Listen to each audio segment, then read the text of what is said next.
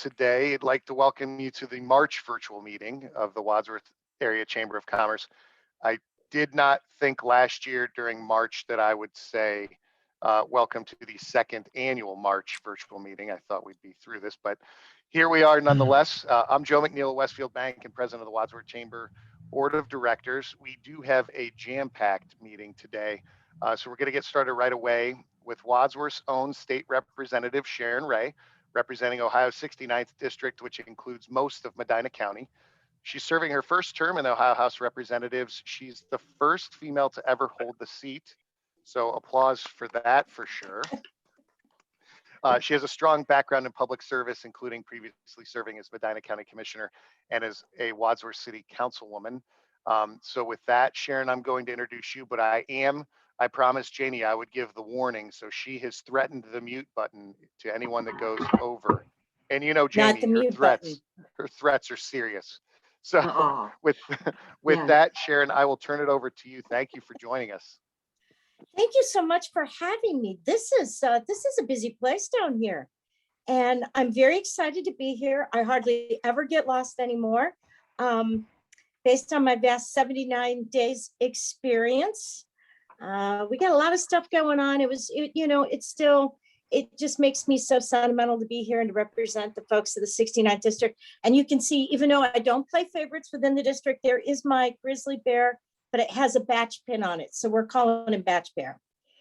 I was very honored with my committee assignments I was given down here. I'm on the Criminal Justice Committee, the Economic and Workforce Development, Behavioral Health and Recovery Supports, and I was made Vice Chairman of the Public Utilities Committee, which is a very important committee to us. Those of you in the Wadsworth area know we're all public power here. About 50% of the district is. So it's kind of a unique way to look at our power situation and all the public utilities, but certainly Wadsworth has a long history in broadband. Tip of the hat to Bill Lyron, who got us into that back in the early 90s, before it was cool. So we've just got a lot going on right now. We do have House Bill 128 was voted out of the Senate yesterday, so it will hit the floor this week. That is the partial repeal of House Bill 6 that we've heard so much about. That did go through the Public Utilities Committee. It did get rid of, in my humble opinion, the worst parts of House Bill 6. One of the things it did do is call for a transmission system study, which is very important to the city of Wadsworth. So I think that is going to be well received. Do you have any specific questions, or do you just want me to talk a little bit about the mood or what's going on down here? I think if you wanted to just give us a little bit of what's going on down there, I think now more than ever is, people aren't getting out and about as much. So just a little recap on that. And then we can, whenever you're through with that, we can open it up for any questions that everyone may have. Well, we do have a big bill that's hitting today, and that is the repeal of Senate Bill, or the repeal of the governor's veto, the override of the veto on Senate Bill 22. And that will hit the floor probably today, if not tomorrow, in a worst case scenario. But it isn't a perfect bill. But I think it does go a long way in opening up the communication between the executive and the legislative branch, and also making sure that our economic and small businesses get the same opportunities to stay open during a health emergency. Let's hope we never have another one like this. This is, I, like you, Joe, did not think a year later we'd still be dealing with this, but it is going to come to a vote soon. And I know there are strong feelings on either side of this. This has been a difficult issue. Some of the other things I'm working on, I will tell you right now, I'm going to drop a bill this week. It's an IT tech bill. It's going to call for a complete evaluation and study of all the state's computer systems. And the reason this became so important to me is there was a business in Medina that was trying to get a liquor permit for their opening. And they sent in their application the week before Thanksgiving. In the first week of February, they hadn't heard anything. They couldn't get anyone on the phone. And, with the post office kind of being behind, they were worried that, their application wasn't even received. So we kind of pursued it and found out from the Department of Commerce that they were opening mail from August and that their computer systems were from 1997. They're actually running COBOL. So, we really need to make sure that we're up to date from a technological standpoint as we welcome more businesses into the state of Ohio and we encourage more people to get involved in businesses. We can't be holding the process up on the permitting side and 6 months before you're even opening mail is just not acceptable. So this study will give us a first report to the legislature to make sure that we have given the IT department enough money to upgrade the systems and make sure that we're working as efficiently and effectively as possible for the residents of the state of Ohio. Awesome. Thank you, Sharon. I don't know if you saw the question that was asked, but I'll read it in case for everybody else too. So it was a two-part question. I'll ask the first one and then I'll ask the second one. Are you hearing anything on House Bill 123, which involves the Community Reinvestment Area Program? I think it is still in committee. It has not gotten out of committee. I know that there is some opposition among folks here in Medina County, and I think it's well-deserved opposition. So I think the person who introduced that bill, I have spoken to directly about it, and he is aware that there are strong feelings on the other side. So I am not on the committee that is addressing that, but I do know that discussions are ongoing, shall we say. Thank you. Also, do you have any thoughts on the bill involving where municipal tax is paid if the person is working from home? That's obviously extremely relevant over the last year. And I've talked to the author of that bill too, because I know that was certainly an area of interest of the municipalities and citizens in the 69th district. And I think there's grave concerns right now that the courts may end up settling that situation. So again, that is a bill that has not come out of committee. They're trying to figure out where they are from a legal standpoint. Certainly we don't want to see our municipalities lose all that money.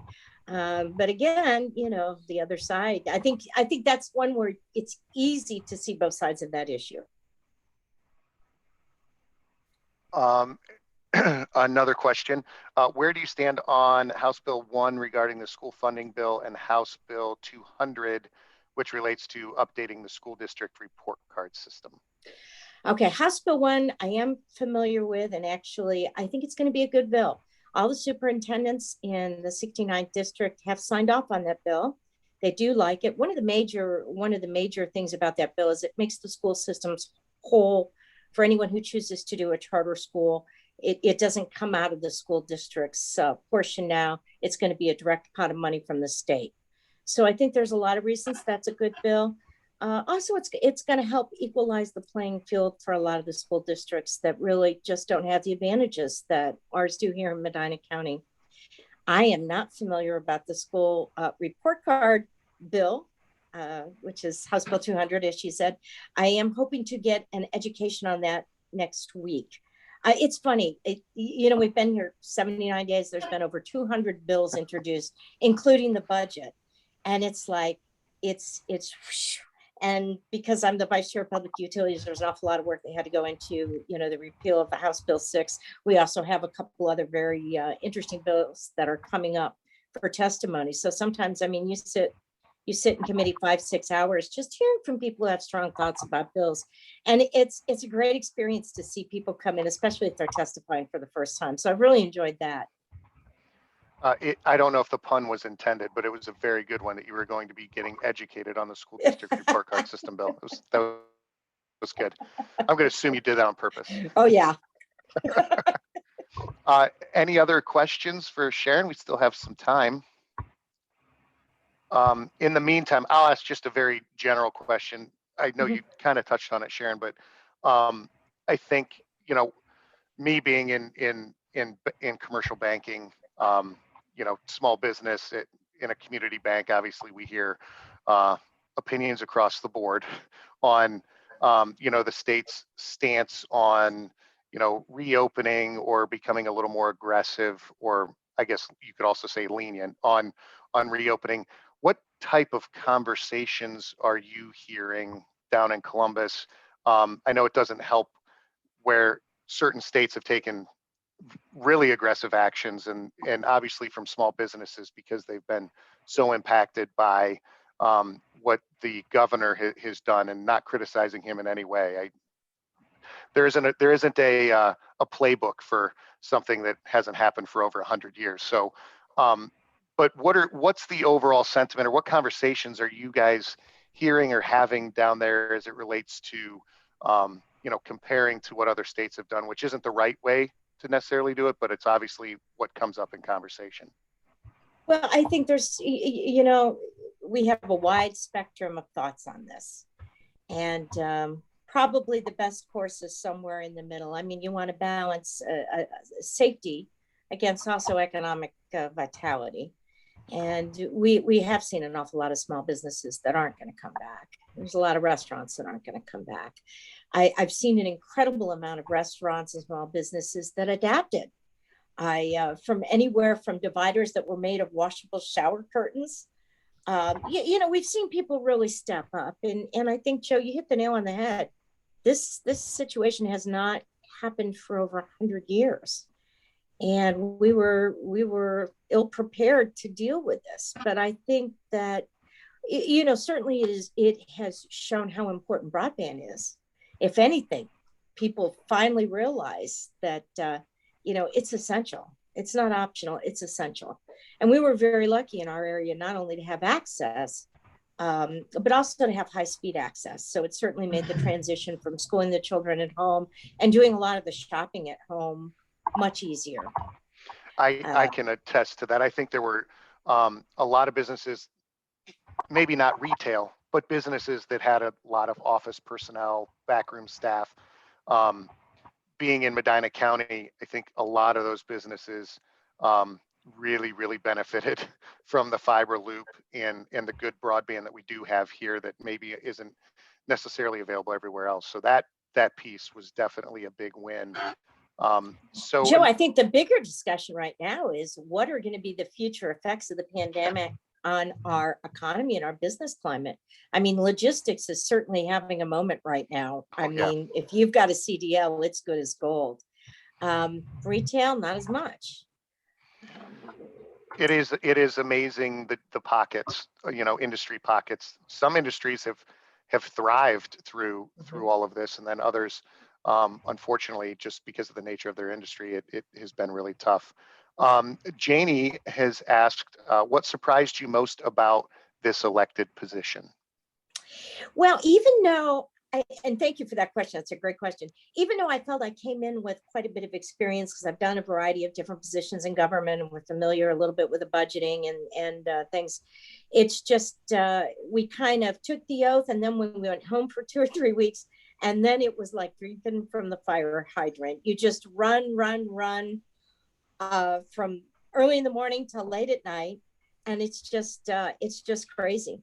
And I think it's even harder. I look at some of these folks who've never held an elected position before. And for those that are trying to familiarize themselves with just general government operations, in addition to all these things that are coming down, we've had over 200 bills introduced so far. And like I said, it's been 79 days. Some of them, the budget bill's over 2,000 pages. So it's a lot of work. I'm really enjoying it. I'm glad at this point in my life, this opportunity opened up because it is taking a lot of my time. Somebody said this was a part-time job. I haven't seen that yet, but maybe that's later. Maybe that comes later after the budget's passed. Who knows with the year that we're coming off of? I think you're probably going to be busy for quite some time. I do want to send out just a claim in their name. Make sure you get on the ODJFS website and report it there. I mean, there's a lot of folks that were just reporting it to their local police department. You have to do it on the ODJFS website. Otherwise, you're going to get a 1099 and you're even going to have a worse day.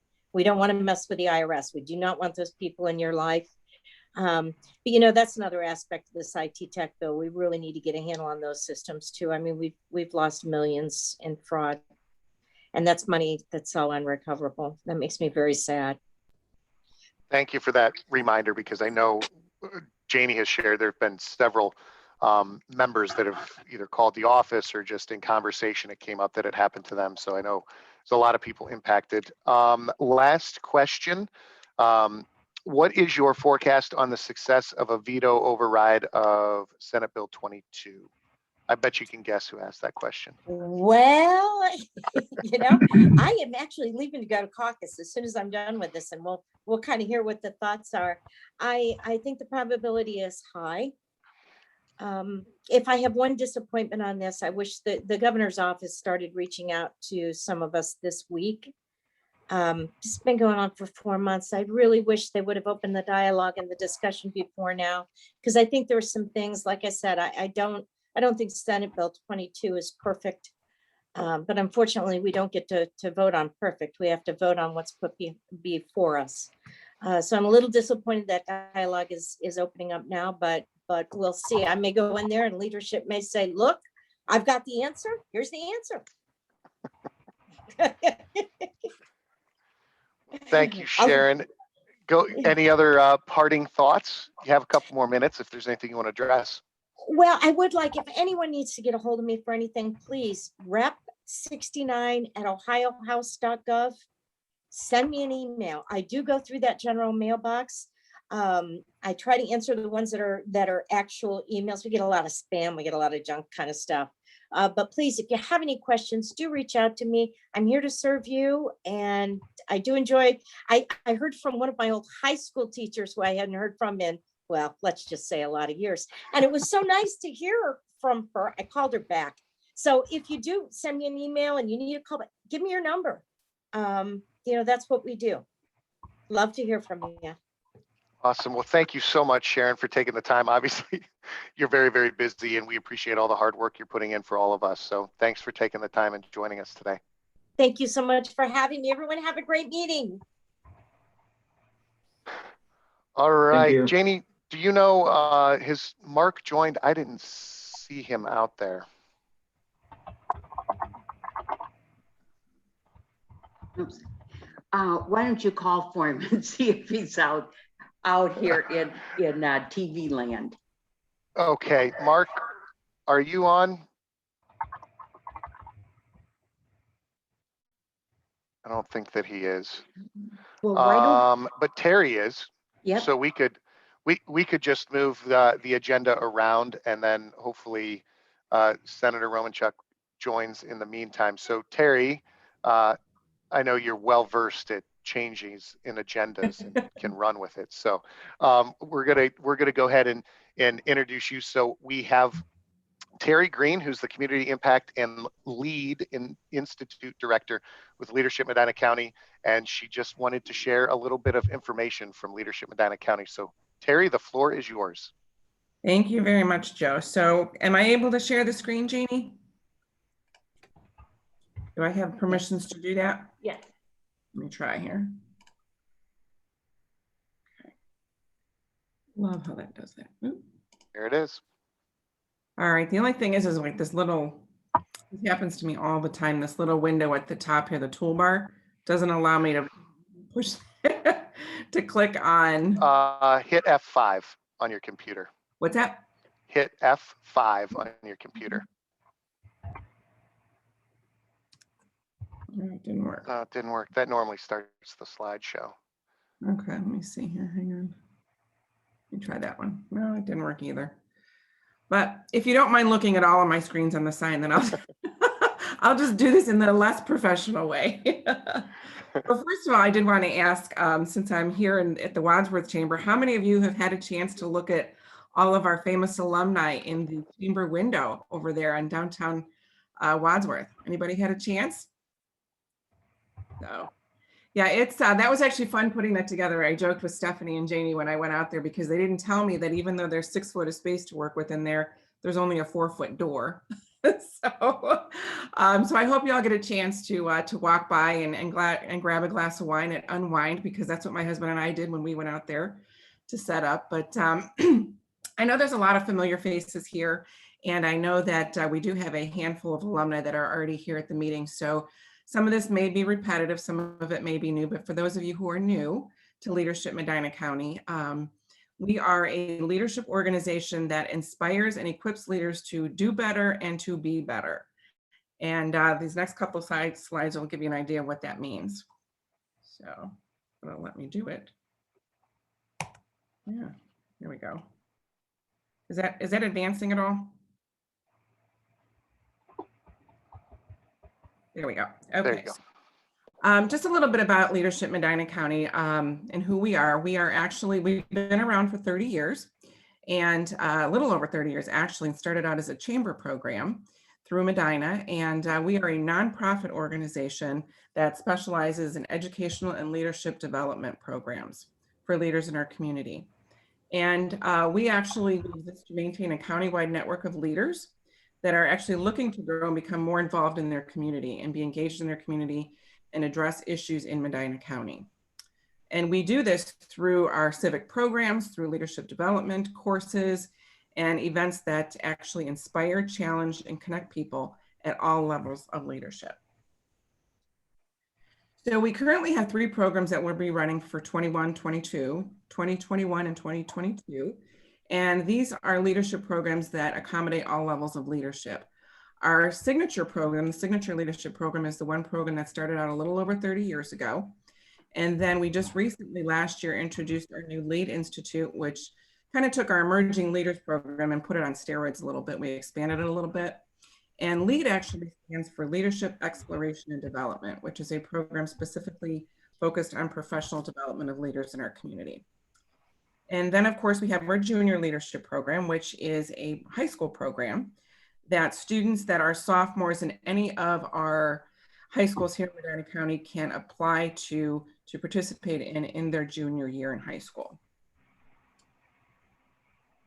So a little bit about each of these programs. Our Signature Leadership Program is a program that is focused on civic engagement for leaders in our community. And they're more of our established leaders in the community.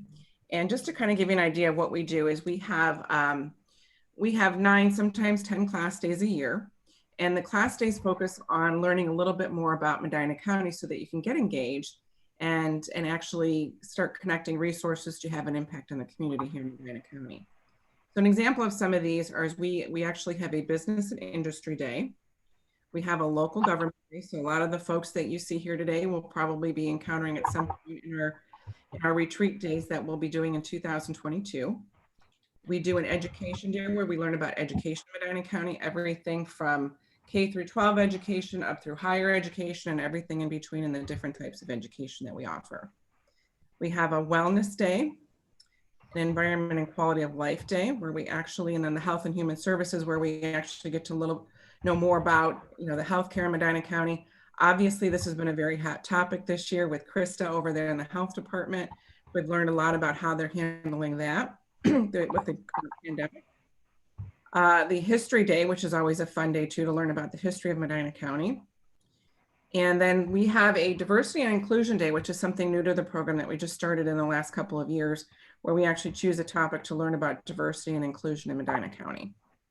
And then we actually end the class year for our Signature Leadership Program, where we actually go down to Columbus and do a state government day and learn about how Medina County has an impact on state government. And it's actually kind of a neat day because the class gets to sit down on a Supreme Court case, and then they get to talk with the attorneys who actually worked those cases. And it's actually a lot of fun. And I would imagine many of us remember that as one of the most memorable days of being, going through the Signature Program of Leadership Medina County.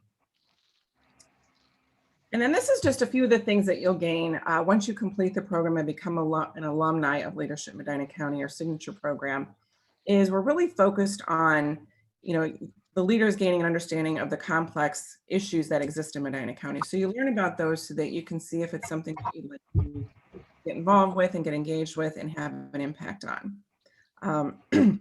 You'll gain a heightened recognition of the potential of the civic leaders in Medina County that can influence these community issues and connecting the resources. You'll gain an increased understanding of ways to be effective contributors within Medina County. You'll also gain, and this is probably one of the most impactful things, is the network of colleagues that you'll gain by going through the programs. And then also becoming an alumni and being able to utilize those connections to anything that you're working on, whether it be in your personal life, your community life, your professional life with your businesses. And it's just one of those things that you'll always stay connected. And then you'll also gain a greater commitment to being involved in your community, because I guarantee once you go through this program, you're going to want to get involved. So it's our way of actually giving back to Medina County so that you can actually help us advance in some of our challenges in Medina County and learning more about it. That's a little bit about the signature program. The new LEAD Institute is a program that is focused more on professional development. And this was actually born through feedback that we got from our signature program participants who said, when looking at the program, feedback we got is, we were getting some feedback saying that, we wish there was more professional development in the signature program. And to be honest, there just wasn't enough time, because if you've gone through the program, you do realize that you do a lot and cover a lot just in the civic engagement piece of it.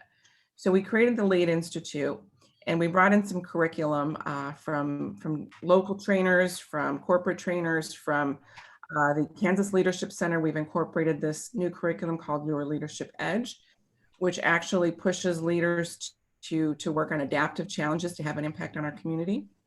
They'll do strength finders training, they'll do the assessments, they'll do emotional intelligence assessments.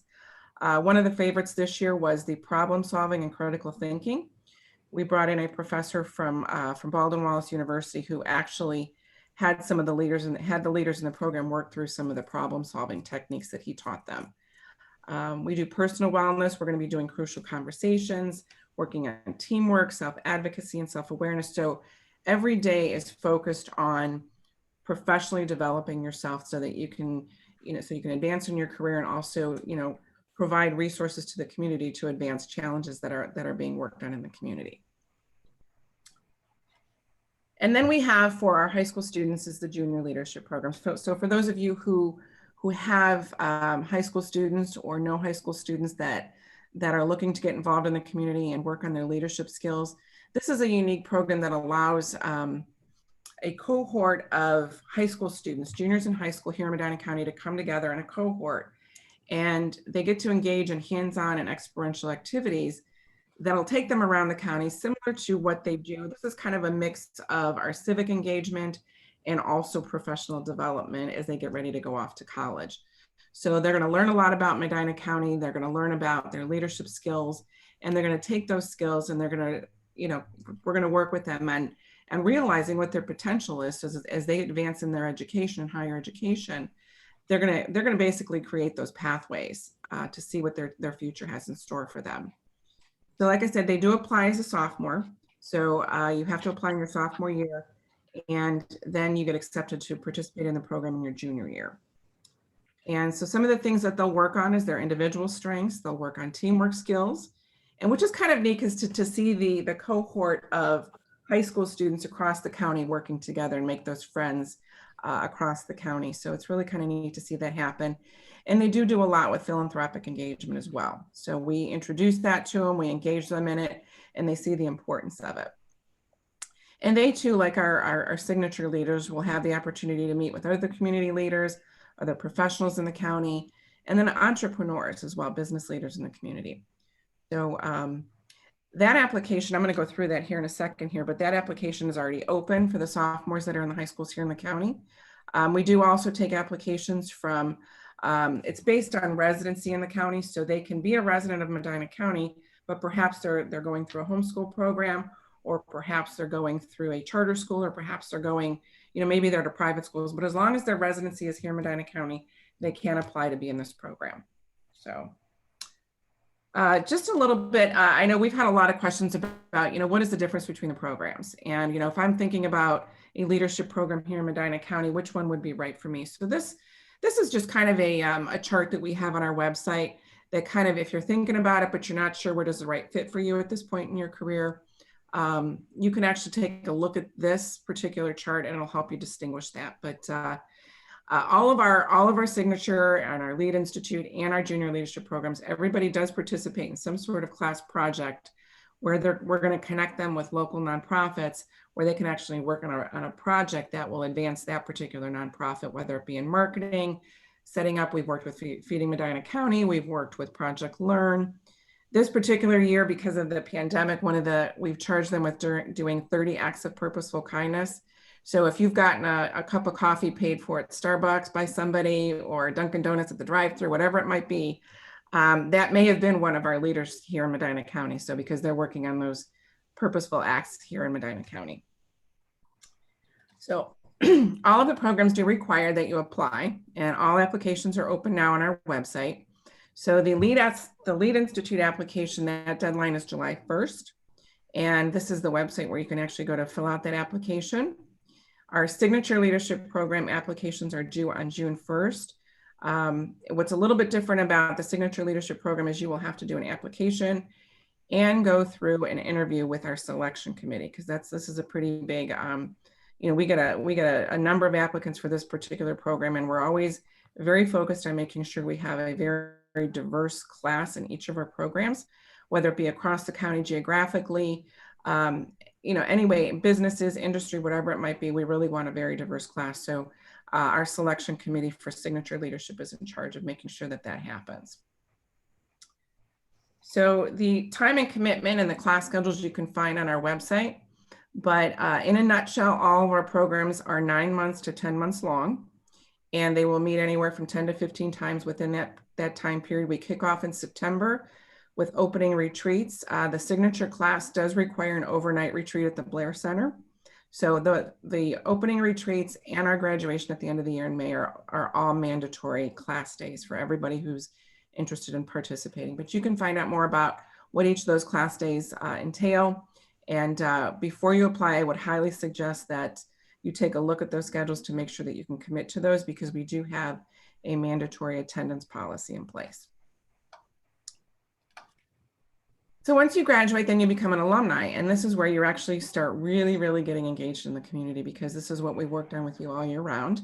And so as an alumni, you do have access. We give you access to a network of all of our LMC alumni, which is, as I mentioned earlier, a very elite network here in Medina County. So like I said, as I look out into our windows here, our Brady Bunch windows here on virtual Zoom, I see a lot of alumni that are all part of that network. So so that just kind of gives you another avenue to interact with alumni here in Medina County of our leadership programs. We have community education programs that we offer to alumni on things like board training and diversity inclusion training. We're looking at doing some facilitation training next year. So those are elite type education programs that we offer to our alumni, and they get special discounts to participate. We do out and about events, which are kind of those behind the scenes tours of some of the industry and some of the nonprofits and different things that are going on in Medina County that are specific to our alumni. We do monthly lunch and learns on hot topics in Medina County and educational type things. We're doing a healthy leaders program right now. We're looking at doing a nonviolence program next in the fall for lunch and learns. And then of course we have our government academy, which is for those folks that are interested in learning more about their local government, how the government works. Perhaps they're thinking about running for an elected position. So we kind of prep our people. We've partnered with Ohio State University, their extension office here in Medina, and helping people get ready for that next leap and that next journey that they're going to take if they want to become an elected official. So, but yeah, so that's a little bit about Leadership Medina County. Like I said, we're doing our roadshow right now. Applications are all open. The deadlines for all the programs are on our website, as I shared with you earlier. And if you have any questions, I'm happy to, because we're kind of in this somewhat virtual world still right now. We're actually, inviting you to reach out to us if you'd like to meet with us on Zoom, or if you'd like to meet for a cup of coffee in a social distance safe kind of way. We're happy to do that. So here's my contact information if anybody's interested in finding out more about any of our programs. So, but Janie and Stephanie, thank you very much for giving us the time to do this today. And thank you for allowing us to utilize your window this month as we kick off our roadshow for our leadership program. So thank you very much. Thank you, Terry. Thanks for taking the time to tell our members about the program. Leadership Medina County as an alum, I can say it's a fantastic program. So if you are interested, or even if you just have some questions, feel free to follow up with Terry directly. And I'm sure if she doesn't have the answer, which is highly unlikely, she will find somebody that does. So thanks a lot, Terri. Thank you, Joe. And with that, I believe that Senator Romanchuk is on the phone. Mark, are you out there? I am. All right. So our next speaker is Ohio Senator Mark Romanchuk of the 22nd District. Senator Romanchuk is serving his first term in the Ohio Senate, representing the people of the 22nd District. And this district includes Ashland, Medina, and Richland counties, as well as part of Holmes County. And he previously served 4 terms in the Ohio House of Representatives. He has over 35 years of experience in small business, systems engineering, management, and community development. So with that, I would like to welcome Senator Mark Romanchuk. Well, good afternoon, everyone. So I am the Larry Obhoff replacement. I know he is from the Medina area, of course, and was a frequent caller to your chamber. So just a little bit of background about me. I am a small business owner. I have 2 manufacturing companies located in Richland County in the Mansfield area. And so I bring a strong business background. The business are still operating, so nothing has changed with that. I'm lucky to have my wife, who now runs the businesses while I'm in Columbus, doing this work. So I'm also, I just wanted to mention that about a dozen years or so ago, I was the chairman of our local chamber. It's a county-wide chamber. And at the time, we had just under 1,200 members. So we have a pretty active chamber in Richland County, the Mansfield area.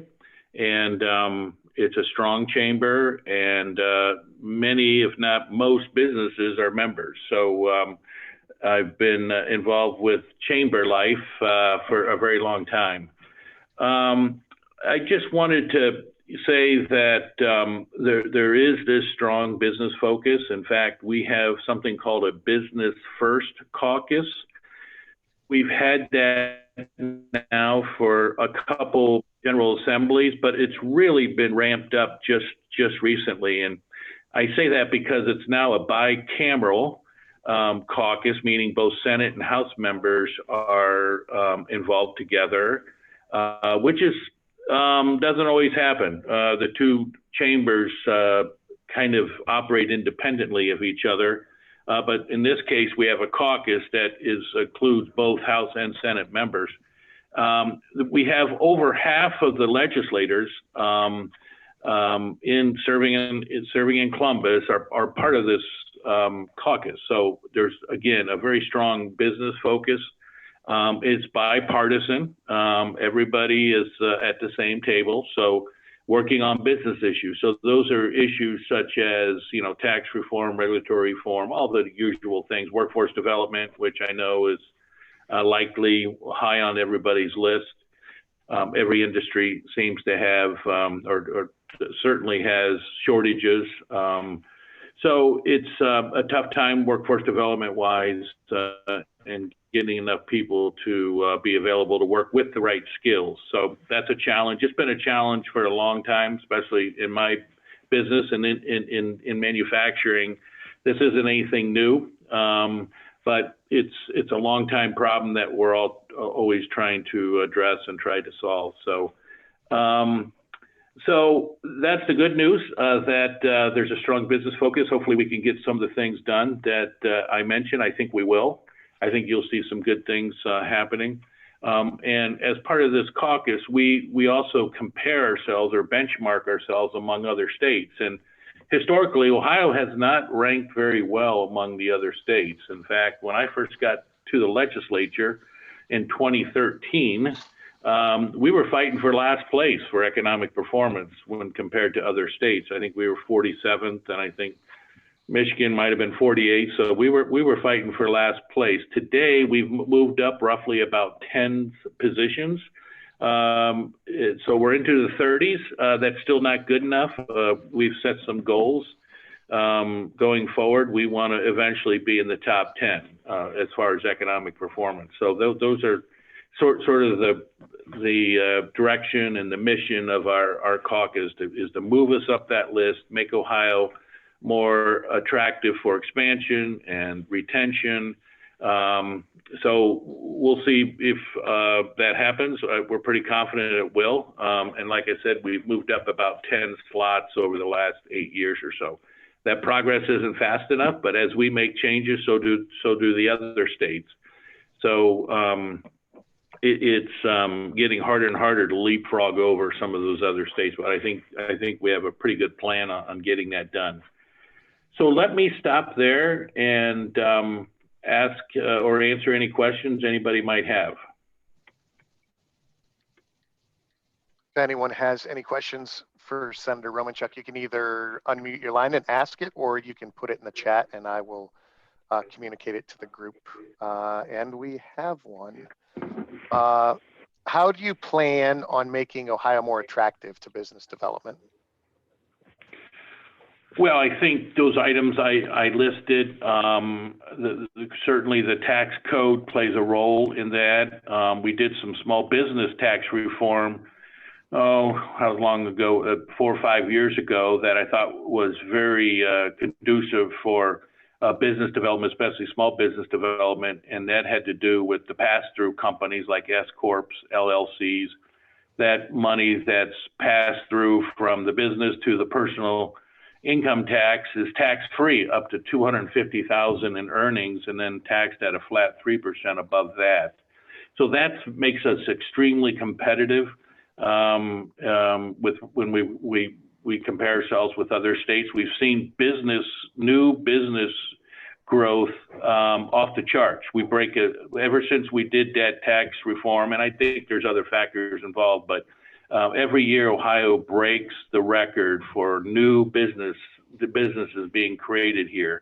So we think that's working. Again, regulatory reform, we had a bill last General Assembly that did not get over the finish line. It was one of Larry Ophoff's signature bills, and that will get passed here, I hope, in short order.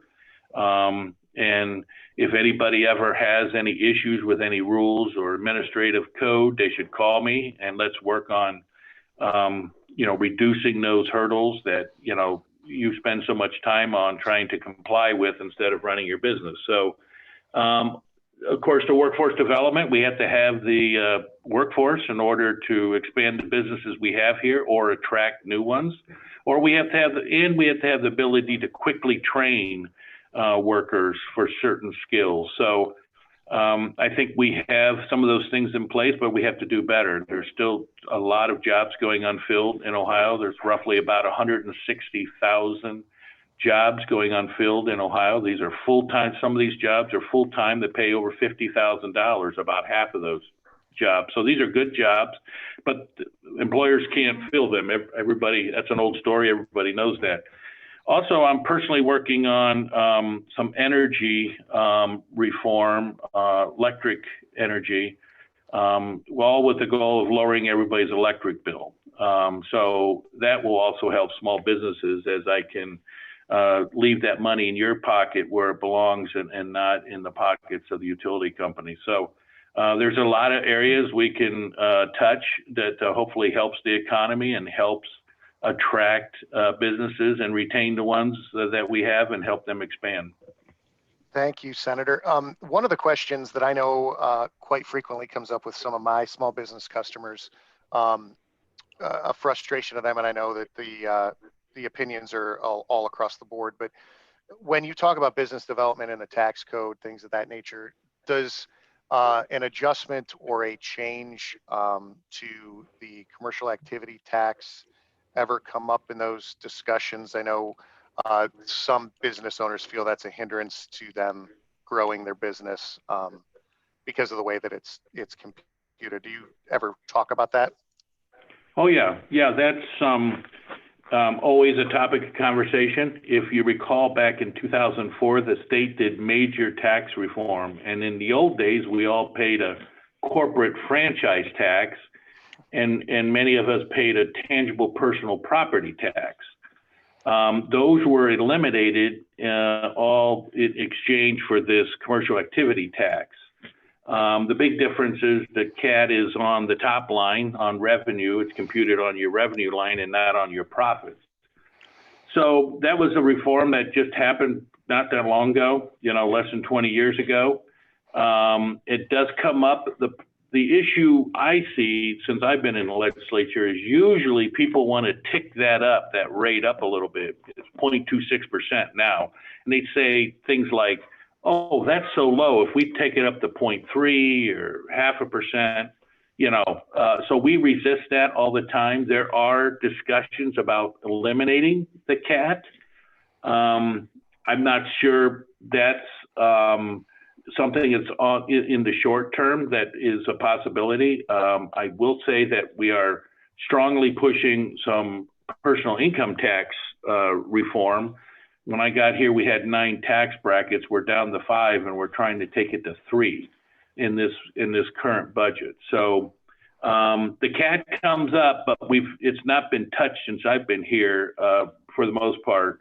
But every time the administration in the past has brought up CAT, it was an increase, not a decrease or not an elimination of the CAT. So, but it's always important to remember where we were before. We used to have corporate franchise tax. We had a tangible personal property tax. Those have been eliminated in exchange for the CAT. So just a different way to tax. Okay. Mayor Robin, you look like you want to, do you want to ask a question? No, huh? Oh, okay. Sorry. I saw you were unmuted, and then when I asked the question before, it looked like I cut you off, so I apologize. Okay, well, it was asked to Representative Sharon Ray earlier this call, Senator. So one of the questions submitted is what is your forecast on the success of a veto override of Senate Bill 22? Yeah, it's probably going to happen. It's going to be today. The first override will probably occur around 2 p.m. and then the second will follow shortly after that in the House. So I think it's going to happen. Okay. Based on the knowledge I have, it's happening. And then one final question for you. The Ohio Chamber of Commerce supports equity and diversity legislation and policies in employment, which could attract business and employees to our state to fulfill those unfilled positions you mentioned. Several Ohio cities have passed equity legislation recently. Any movement or discussion on passing equity legislation at the state level? Yeah, that's, I believe, the Ohio Fairness Act. That has been introduced. It's not running through any committees that I serve on, so I don't have a good feel for where that's at in the process. This is a bill that's been around for several General Assemblies, and I think every General Assembly it is introduced, it seems to get more and more traction. So I don't know if it gets over the finish line in this General Assembly or will need to be reintroduced again in the next General Assembly. I don't know. I just don't know the status of that particular bill. Okay, thank you. And this may be a bill that you're familiar with or may not be, but another question that just came in. How does Senate Bill 108, providing grants to restaurants and lodging, look with regards to passage? Well, that's my bill. That is a bill to provide about $125 million, 100 of that going to bars and restaurants and 25 going to lodging. That's already passed the Senate. So there are 4 appropriation bills, 108 being one of them. There are 3 others.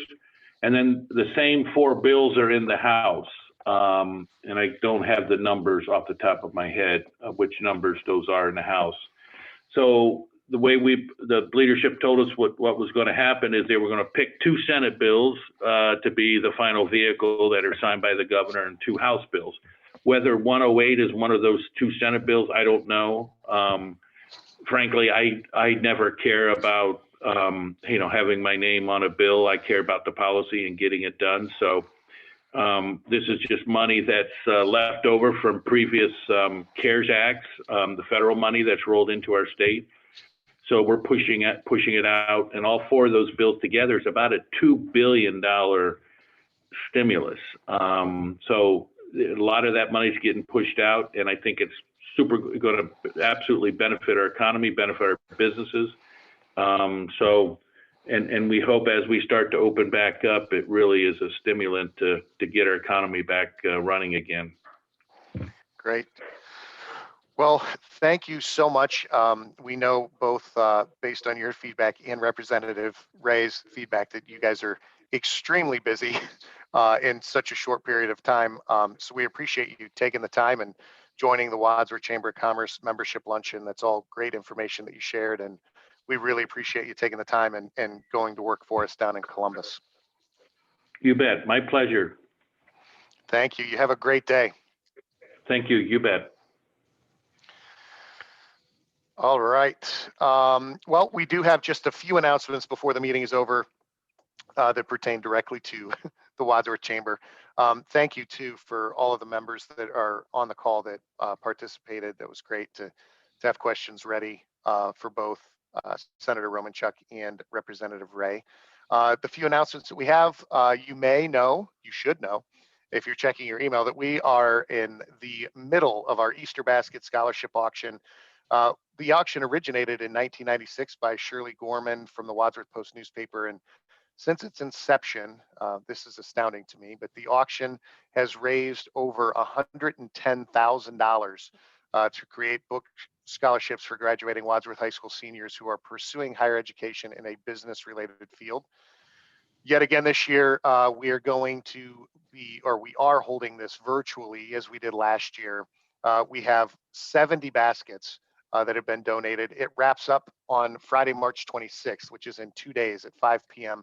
And the winning bidders may pick up their prizes at the Wadsworth Chamber office during the week of March 29th through April 2nd. So we definitely want to thank all of our donors and all of our bidders. If you have not been in yet to bid, you really need to get in there and check it out. I mean, these 70 baskets aren't just little baskets that, you know, we kind of parceled off to get a big number of baskets. They're actually very, very, very nice baskets with a lot of high values associated with them. So make sure you check that out. The Wadsworth Young Professionals are hosting their monthly meeting tomorrow, March 25th from 8 to 9 a.m. You can either join virtually through their Facebook page or Zoom, or in person at Rise and Grind in downtown Wadsworth. The guest mentor this week or this month is Craig Hassinger, CEO and president of Siebert Keck Insurance Partners.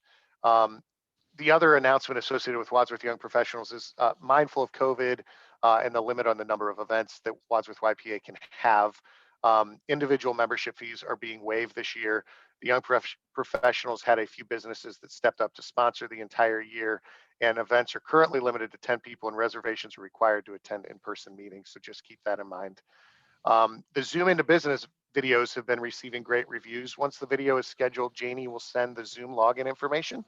They're about 4 to 5 questions about your business. They last between 5 to 7 minutes. Once the video is uploaded to the Chamber's YouTube channel, it is sent as an e-blast to 1,000 Chamber representatives, including in our weekly newsletter posted on the Chamber's Facebook page, and the link sent to you for your usage. It's also shown on Wadsworth Community Television and aired on Wadsworth Community Radio. So valuable part of your Chamber member benefits. So there is no charge for this, just something we're trying to help our members with as we continue to move closer to things getting back to normal. That may be still a little bit of time, but we wanted to offer this as an additional Chamber member benefit. So you can contact Janie at or Stephanie in the Chamber office if you'd like to schedule a Zoom into Business. They're very well done. I've had some of my customers that have done it, and I've heard from other Chamber members that have done it, and they've really had some positive feedback. So mark your calendars for Wadsworth Chamber golf outing on Monday, August 9th at Rawega Golf Club. You can let us know if you'd like to sponsor or golf. You can let the Chamber office know and they'll get you signed up. It's always a great golf outing. It's fun. There's a pig roast dinner following the golf outing, which I think there's just as many people that attend the golf outing for the pig roast as there are to go out and golf. So that's always a big draw. Lots of surprises in store too. Of course, when Dustin's chairing a committee, there's always lots of surprises. And last year it was a sellout event. So if you would like to play in the golf outing, contact the Chamber office soon. Sponsorships are always greatly appreciated. For the third year in a row, Vans Auto Service and Tire Pros are the title sponsors, so we thank them for their generous contribution. We're hoping to begin meeting in person, drum roll, for our June 30th meeting. The program is the annual nonprofit fair. So again, if you remember, we typically do that in January, but the in-person nature of that is extremely important. It's one of the most popular meetings that we have every year because there's a lot of interaction with some of our nonprofits that come out. So June 30th is scheduled to be an in-person meeting at the Galaxy. Cross our fingers that remains the same. Information for the fair is being mailed this week to all our chamber's nonprofit agencies. So if you are a nonprofit and you don't receive the information to participate, please contact the chamber office and we'll get you on that list. And our next chamber meeting will be held virtually on April 28th from 12 to 1. It's a safety refresher for business and home presented by the Wadsworth Fire Department, EMS, and the police department. So make sure you join us for that. We'll send out, as we always do, the link to the Zoom so that you can join. And unbelievably, we are actually on schedule and did not go over. So we really want to thank everyone for joining. We know there are a lot of people, me being one of them, that are totally zoomed out. But as of right now, it's the only option that we have, and we really appreciate you taking the time out of your day to join us. Also, really appreciate the participation that we had today. And even though we can't maybe get together in person, it is nice to see everybody's smiling faces. So thanks for joining, and we will see you next month. Have a great day, everyone.